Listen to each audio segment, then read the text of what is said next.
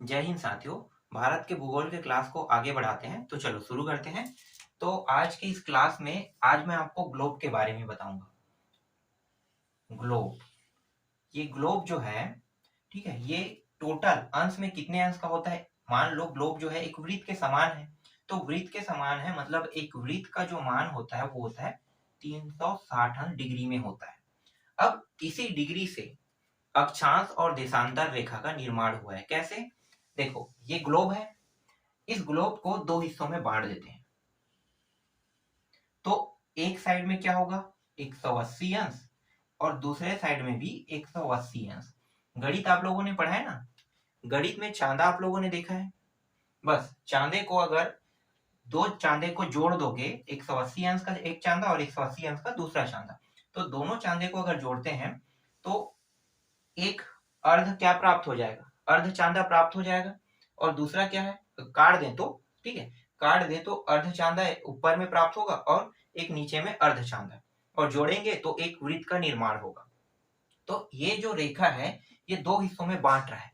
इसी रेखा को हम क्या कहते हैं, ये जीरो अंश अक्षांश होता है। ठीक है, जीरो अंश अक्षांश, जीरो अंश अक्षांश। अब ये जीरो अंश अक्षांश है, अगर मैं ऊपर की ओर एक लाइन आगे बढ़ता हूं, ठीक है, एक पॉइंट, सिर्फ एक पॉइंट, मान लो एक पॉइंट मैं आगे बढ़ता हूं, तो कितना अक्षांश हो गया, एक अक्षांश। ऊपर की ओर एक पॉइंट में ऊपर आगे बढ़ता हूं, ठीक है, तो कितना अक्षांश हो जाएगा, दो अक्षांश। फिर एक पॉइंट और आगे बढ़ता हूं तो तीन अक्षांश। समझ में आ गया? इस तरह से ऊपर की ओर आगे बढ़ते हैं, एक दो तीन, इस तरह से अक्षांश रेखा, ठीक है, अक्षांश रेखा। नीचे की ओर भी नीचे की ओर भी बढ़ते हैं, तो नीचे की ओर भी इस तरह से एक पॉइंट हम आगे बढ़ सकते हैं। लेकिन इसमें बोलने में बहुत अंतर है। बोलने में कैसे? ऊपर की ओर जाते हैं तो ये कहलाता है उत्तरी, उत्तरी, ठीक है, और नीचे को हम क्या कहेंगे, दक्षिणी, दक्षिणी। ये उत्तरी है, इसका मतलब है कि ये उत्तरी अक्षांश होगा, और नीचे की ओर जब पॉइंट आएगा तो नीचे की ओर ये दक्षिणी अक्षांश होगा। तो अभी तो हम ऊपर की ओर बढ़ रहे हैं ना, एक एक लाइन, फिर ऊपर की ओर बढ़ रहे हैं, तो ये कितना हो गया, 4 पॉइंट। तो उत्तरी अक्षांश कितना पॉइंट है, 4 पॉइंट। समझ में आ गया? अगर मैं नीचे की ओर बढ़ रहा हूं, जैसे कि ये यहाँ पे देखो, ये जीरो अंश को हम क्या कहते हैं, विषुवत रेखा या विषुव रेखा, क्या बोलते हैं, विषुव आप बोल सकते हो, या विषुवत रेखा कहते हैं। जीरो अंश अक्षांश को हम क्या कहते हैं, देखो अक्षांश कह रहा हूं ना, तो मैं उत्तरी अक्षांश कह रहा हूं ना तो मैं दक्षिणी अक्षांश कह रहा हूं, क्योंकि जीरो अंश में आने पर क्या होता है, ना तो ये उत्तर में जाता है और ना तो दक्षिण में जाता है, दोनों के मध्य में, इसलिए इसे सिर्फ अक्षांश कहते हैं ना, जीरो अंश अक्षांश। लेकिन जीरो अंश को बोला जाता है विषुवत रेखा बोला जाता है। ठीक है, यही आधार है इसका। आधार ये है कि अक्षांश रेखा कितना है, ये विषुवत रेखा के माध्यम से निर्धारित होता है। जैसे जैसे हम एक एक पॉइंट ऊपर की ओर जाएंगे तो हमारा विषुवत रेखा उत्तरी अक्षांश की ओर ऊपर जाने लगेगा। तो 4 पॉइंट बढ़े तो 4 पॉइंट उत्तरी अक्षांश होगा, नीचे की ओर आएंगे तो दक्षिणी अक्षांश होगा। ठीक है, जैसे एक पॉइंट नीचे की ओर, ये दूसरा पॉइंट आ गया, तो दूसरा पॉइंट क्या हो गया, 2 पॉइंट दक्षिणी अक्षांश हो गया। अब हमारा जो भारत देश है, ये ग्लोब है ना, तो इस ग्लोब में कहां पे है, तो ग्लोब में है ये यहां पे।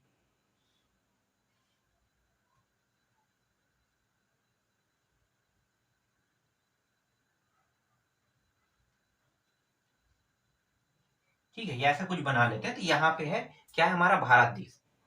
तो ये किस दिशा में है, ध्यान देना, ये उत्तरी अक्षांश में है।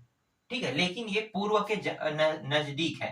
तो पूर्व के नजदीक है, इसका मतलब क्या है कि ये पूर्व, उत्तरी पूर्व बोलोगे इसे, क्या बोलोगे, उत्तरी पूर्व, क्योंकि पूर्व दिशा में है ना। देखो इसे अगर मैं इस तरह से दो हिस्सों में काट देता हूं, ये डॉट वाला हिस्सा मैं लेता हूं, ठीक है, इसके बारे में भी बताऊंगा मैं। अभी बस आप इतना समझो कि अभी हम पढ़ रहे हैं, अक्षांश को पढ़ रहे हैं। ठीक है, तो ये अक्षांश रेखा है। तो अक्षांश रेखा को देखो, यहाँ पे ये हिस्सा क्या होगा, देखो ये पूर्व है, ठीक है, ये पश्चिम है, ऊपर को क्या कहते हैं, उत्तर, और नीचे को क्या कहते हैं, दक्षिण। ठीक है, 4 हिस्से में बांट दिए इसे। तो ये वाला हिस्सा ऊपर है और ये ऊपर के साथ किस हिस्से में आ रहा है, पूर्व डायरेक्शन की ओर जा रहा है, तो इसे हम उत्तरी पूर्व कहेंगे। ये वाला हिस्सा क्या कहलाएगा, ये दक्षिणी पूर्व कहलाएगा। ये वाला जो कहलाएगा पश्चिम कहलाएगा ना, तो दक्षिणी पश्चिम कहलाएगा। और ये वाला हिस्सा क्या कहलाएगा, ये कहलाएगा उत्तरी पश्चिम कहलाएगा। ठीक है, तो दोनों दो दो बार के आसपास आ रहा है। ठीक है, समझ में आ गया क्या क्या कहलाएगा। तो हमारा जो भारत देश है वो उत्तरी पूर्व पर है, उत्तरी पूर्व पे।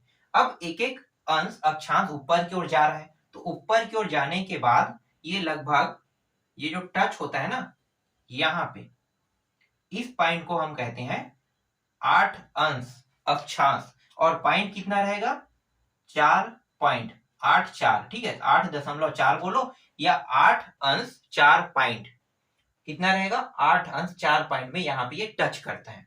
इसी तरह से ये ऊपर की ओर जाते जाते ये अंतिम पॉइंट यहाँ पे आएगा, अंतिम पॉइंट इस तरह से यहाँ पे टच करेगा। इसको हम क्या कहते हैं, इसको हम कहते हैं 37 अंश लिखो। ठीक है, 37 अंश 6 पॉइंट, इस तरह से इसे लिखते हैं। ठीक है, तो 37 अंश 6 पॉइंट में ये ऊपर में जाके खत्म हो जाएगा। अब यहाँ पे देखो इन दोनों के बीच में कितना डिफरेंस है। अगर आप डिफरेंस निकाल सकते हो तो निकाल लो। ठीक है, डिफरेंस निकालने की जरूरत नहीं, ये हो गया अक्षांश। तो 8.4 से लेकर अंतिम जाता है 37.6 तक के। लेकिन यहाँ पे समुद्र है, ठीक है, ये हिस्सा समुद्र है और यहाँ पे क्या है, द्वीप समूह है। कौन सा, अंडमान। देखो छोटे छोटे जो डॉट दिखाई दे रहे हैं ये क्या है, अंडमान निकोबार द्वीप समूह है। ये लेते तो यहाँ से है, 8.4 को बोलते जरूर है, लेकिन सबसे नीचे का जो बिंदु पॉइंट है ये अंडमान में आता है और अंडमान के आसपास आ रहा है, मतलब 8.6 8.2 यही आसपास बन रहा है। लेकिन हम कभी भी इसको नहीं लेते हैं, अंडमान निकोबार द्वीप को हम अक्षांश में नहीं लेते हैं, ये यहाँ के पॉइंट से हम लेते हैं 8.4 से 37.6 तक के। अगर इसे लेते तो ये वाला पॉइंट जो है ना 4 से भी कम है, और कम है, 8.4 से कम है, जैसे कि 8.2 होगा, 8 भी हो सकता है। ठीक है, तो ये पॉइंट है, लेकिन लेते नहीं है इसको। लेकिन जब हम बोलते हैं कि ये जो सबसे निम्नतम बिंदु का नाम बताइए, तो यहाँ पे है पिग्मेलियन पॉइंट। ठीक है, जिसे हम क्या बोलते हैं, इंदिरा, एक होता है इंदिरा पॉइंट और एक होता है इंदिरा कॉल होता है। तो ये इंदिरा पॉइंट है, सबसे नीचे वाले पॉइंट को हम कहते हैं इंदिरा पॉइंट। और इंदिरा पॉइंट में जो सबसे निम्नतम बिंदु है ये अंडमान निकोबार द्वीप समूह में ही है और इसको लेते हैं। देखो अक्षांश में हम इसको लेंगे, लेकिन इसका नाम जब पूछा जाएगा तो सबसे निम्नतम बिंदु कहाँ पे है, तो इंदिरा पॉइंट में है। और जगह का नाम क्या है, जगह का नाम है पिग्मेलियन पॉइंट, पिग्मेलियन पॉइंट इसको लेते हैं। देखो नाम क्या लेंगे, पिग्मेलियन पॉइंट, इंदिरा कॉल में है, पिग्मेलियन पॉइंट है। ठीक है, ये इसका सबसे निम्नतम बिंदु माना गया है। और ऊपर में क्या है, सियाचिन ग्लेशियर। तो सियाचिन ग्लेशियर का जो अंतिम पॉइंट है यहाँ पे जो टच कर रहा है ना, ये है काराकोरम दर्रे को। ठीक है, क्या लेना है, काराकोरम बस लिख लो, इतना काफी है। ठीक है, तो यहाँ पे सबसे ऊपरी पॉइंट क्या हो गया, काराकोरम हो गया। और ये नीचे वाला जो पॉइंट है इंदिरा पॉइंट क्या हो गया, पिग्मेलियन पॉइंट हो गया। यहां तक समझ में आ गया। ठीक है, अब क्या देखने वाले हैं, अब हम देखने वाले हैं जो ये जो रेखा है ना, ये रेखा, इसे क्या कहते हैं, इसे हम देशांतर रेखा कहते हैं। तो मैं इसे थोड़ा मिटा देता हूं, फिर उसके बारे में बताता हूं और ये क्या निर्धारित करता है। हाँ, एक चीज मैं भूल गया हूं ना, चलो मैं पहले इसको कंप्लीट कर देता हूं, उसके बाद मैं आपको बताता हूं। एक चीज जो मैं भूला हूं वो ये है कि कर्क रेखा कितना होता है, 23.5 अंश अक्षांश होता है। तो ऊपर की ओर ऐसे बढ़ते बढ़ते ये यहां से जाएगा। देखो इसका भी मैं बिंदु पॉइंट इस तरह से बना देता हूं, कर्क रेखा। कई लोगों को ये याद नहीं रहता है, कर्क रेखा क्या होता है, मकर रेखा क्या होता है, पता नहीं है। ये कर्क रेखा है, कर्क रेखा 23.5 अंश अक्षांश होता है, 23.5 अंश अक्षांश। और ये कौन से दिशा में है, उत्तरी दिशा में है ना, तो उत्तरी अक्षांश रहेगा। क्या कहेंगे इसे, उत्तरी। कई बार प्रश्न पूछा गया है कि जो कर्क रेखा है कितने राज्यों से होकर गुजरता है। तो मैं राज्य के नाम बता देता हूँ। यहाँ पे गुजरात, सबसे पहले तो ये गुजरात को टच करेगा। ठीक है, हम आगे यहाँ से देख रहे हैं, इधर से देखते हैं तो मिजोरम होता और एक त्रिपुरा होता है, लेकिन मैं यहाँ से बता रहा हूँ गुजरात, जिसे आप आसानी से रट सकते हो। राजस्थान, इसके बाद है, देखो गुजरात के ऊपर में राजस्थान है, लेकिन उसका जो हिस्सा है ना नीचे यहाँ तक आया है, फिर वो आगे गया है ना, तो राजस्थान को भी टच कर रहा है। फिर मध्य प्रदेश, मैं एमपी लिख लेता हूँ। फिर सीजी छत्तीसगढ़, फिर झारखंड, तो जेएच लिख लेता हूँ झारखंड। पीबी पश्चिम बंगाल। 6 राज्य ना यहाँ से टच करता है। उसके बाद क्या है, दूसरा देश आ जाता है ना, दूसरा देश आ जाएगा। दूसरे देश के बाद ना फिर हमारा देश है उसके साथ जुड़ा हुआ है, तो बांग्लादेश के बाद हमारा फिर से हिस्सा चालू हो जाएगा। तो बांग्लादेश के साथ ना ये टच करता है, एक है यहाँ पे मिजोरम, और एक है त्रिपुरा, त्रिपुरा और एक है मिजोरम, मिजोरम। ये 8 राज्य जो है ना, इन 8 राज्यों को कर्क रेखा टच करता है। नाम देख लो, Gujarat, Rajasthan, MP, CG, Jharkhand, PB, ठीक है, मतलब पश्चिम बंगाल, त्रिपुरा, मिजोरम।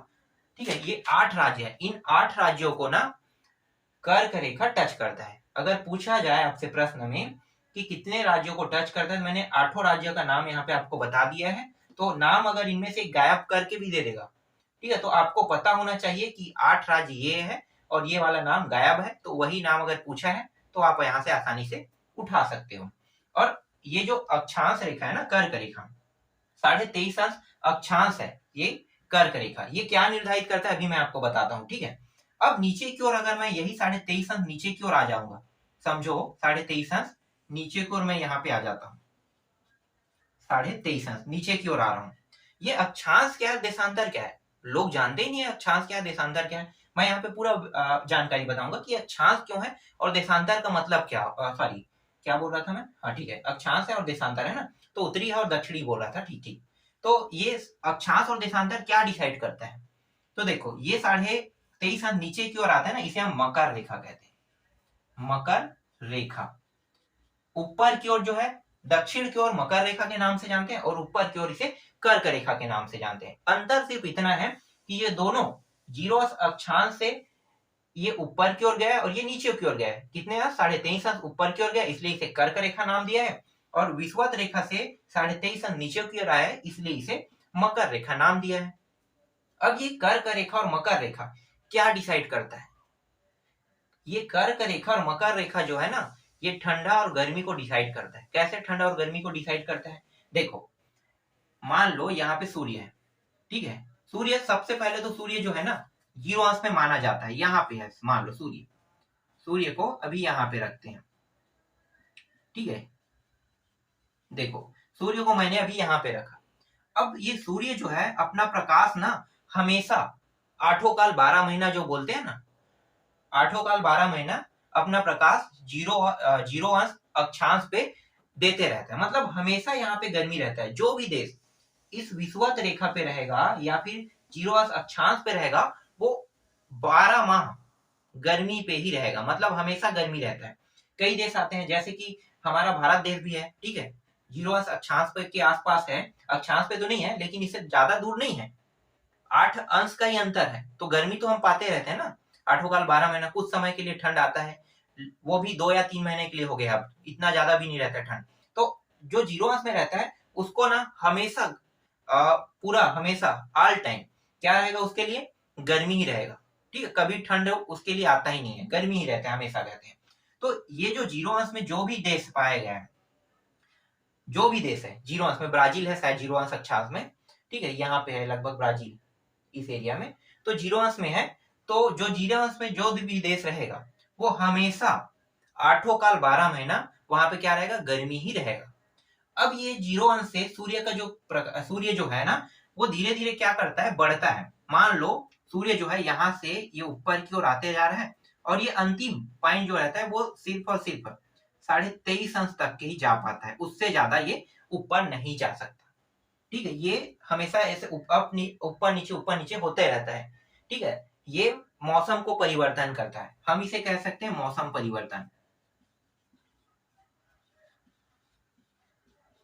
मौसम को परिवर्तन करता है। कौन? ये जो कर्क रेखा है और मकर रेखा है ना, ये मौसम परिवर्तन के लिए जाना जाता है। तो सूर्य जो है जब ऊपर की ओर उत्तरी अक्षांश की ओर जाने लगता है तो ये अंतिम तक के जा सकता है 23.5 अंश। और जब ये उत्तरी अक्षांश की ओर जाएगा 23.5 अंश यहां तक के, तो जब लास्ट में ये कर्क रेखा में आएगा तो सबसे तेज गर्मी पड़ता है। सबसे तेज गर्मी ये कर्क रेखा में रहता है। जहां पे भी जितने अंश ये सूर्य के जो प्रकाश है जितने अंश ऊपर की ओर जाएगा ना, जितने अंश ऊपर, समझो इसे, ऊपर की ओर जाएगा और अंतिम कितना जाता है 23.5 अंश तक की जाता है। तो जो कर्क रेखा है अंत में अगर पहुंच गया तो ये जहां पे रहेगा, जिस दिन भी रहेगा और जहां पे रहेगा, ठीक है, कहां पे? कर्क रेखा पर। तो कर्क रेखा पर रहेगा तो सबसे ज्यादा गर्मी ये कर्क रेखा में पड़ेगा उस दिन। समझो, कर्क रेखा में सबसे अधिक गर्मी रहता है।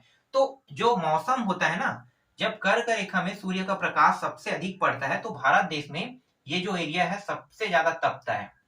जो हम कहते हैं ना नौटप्पा बोलते हैं, तो नौटप्पा जिस समय लगता है जून के माह में, उस समय यहीं पे रहता है वो, कर्क रेखा में। कहां पे रहता है? कर्क रेखा में। अब जब ये कर्क रेखा में अंतिम पहुंच जाता है तो सूर्य को वापस भी आना होता है। तो जैसे जैसे ये वापस आता है तो 0 अंश में आने लगता है, तो हमारे साइड क्या होता है? गर्मी कम होने लगता है और बरसात शुरू हो जाता है। ठीक है, क्या होने लगता है? गर्मी कम होके बरसात शुरू होने लगता है। नीचे जैसे जैसे नीचे आने लगेगा बरसात शुरू हो जाएगा। अब बरसात शुरू होगा तो ये 0 अंश में आएगा, तो 0 अंश में क्या हो गया? पहुंच गया। ठीक है, 0 अंश में जैसे ये पहुंचता है तो हाँ, ये 0 अंश में जैसे ही पहुंचता है तो क्या होने लगता है?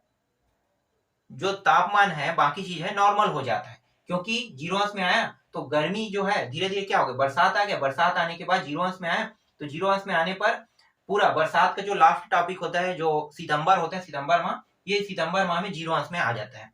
ठीक है, सितंबर माह के अंत अंत तक के 0 अंश में आ जाता है। अब 0 अंश से ये बढ़ने लगा, तब हमारे साइड क्या होने लगता है? यहाँ पे ठंड आने लगता है। ठीक है, ठंड आने लगा। जो ठंड का मौसम है सितंबर से चालू हो जाता है, क्योंकि ये 0 अंश में सूर्य वापस आ गया। अब सूर्य जो है ना, अब कहाँ पे जा रहा है? नीचे की ओर आ रहा है, मकर रेखा पे जा रहा है। तो मकर रेखा पे जा रहा है तो मकर रेखा के साइड में क्या होगा? जैसे जैसे ये एक एक पॉइंट बढ़ते जाएगा यहाँ पे गर्मी बढ़ने लगेगा। अब यहाँ पे गर्मी आ रहा है, मकर रेखा पे रहने वाले लोगों के लिए अब तपन होगा। ठीक है, जो दक्षिणी अक्षांश है उसमें रहते हैं ना, उन लोगों के लिए अब गर्मी आने वाला है। तो मान लो कि अभी जैसे ठंड का समय है, ठीक है, उत्तरी के लिए, उत्तरी के ठंड का समय है, तो यहाँ पे क्या होना चाहिए? गर्मी आना चाहिए। तो बिल्कुल ऐसा ही होगा, यहाँ पे गर्मी आने लगा। एक एक पॉइंट जैसे जैसे ये नीचे आएगा तो यहाँ पे क्या आने लगा?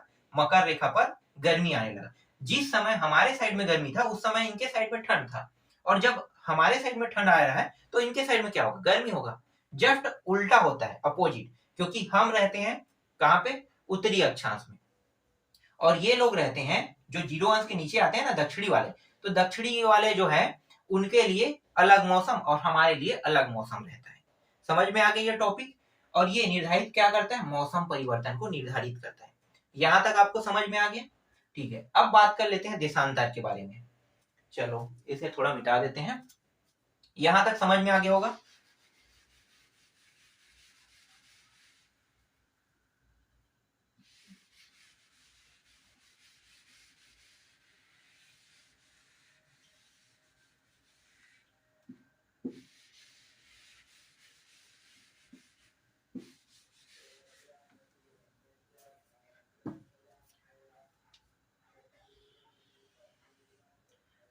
ठीक है, अब बात कर लेते हैं देशांतर रेखा इस तरह से, ये बीचों बीच। ठीक है, अभी हम बात कर रहे थे ऐसे बढ़ने की बात कर रहे थे, मतलब ऐसे एक एक पॉइंट बढ़ रहे थे, इसे अक्षांश कहते थे। इसे अब क्या कहेंगे? देशांतर। देशांतर, देशांतर में ना दो हिस्से हैं, एक पूर्वी और एक पश्चिमी। ठीक है, देखो ना कैसे कटा है, ये इस तरह से कटा है ना, तो इसे हम कहेंगे पूर्वी हिस्सा और इसे हम कहेंगे पश्चिमी। और हम कहाँ पे रहते हैं? पूर्वी हिस्सा में। तो हमारा भारत देश कहाँ पे है? यहाँ पे है।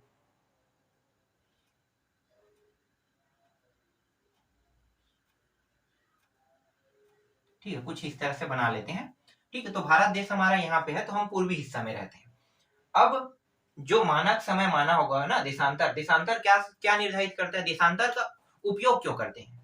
तो देशांतर का जो उपयोग है ना, समय को निर्धारित करने के लिए करते हैं, समय को। ये बहुत इंपॉर्टेंट है, समय को निर्धारित करते हैं। कैसे? देखो, यहां पे मान लो ये 0 अंश है, ठीक है, 0 अंश। 0 अंश से जब हम एक पॉइंट इस तरह से बढ़ेंगे तो ये 1 देशांतर होगा, ये 2 देशांतर होगा, ये 3 देशांतर होगा, ठीक है, इस तरह से। अब यहाँ पे जब टच होता है तो यहाँ पे क्या बनता है भाई, 67 पॉइंट, ठीक है। तो 67 पॉइंट, 67 8 है क्या, ये 1 मिनट यहाँ पे मैं लिख लेता हूँ, 67 पॉइंट बनता है, ठीक है, 67, ठीक है, कुछ पॉइंट में होगा, मुझे याद नहीं आ रहा है, 67 अंश कुछ पॉइंट है।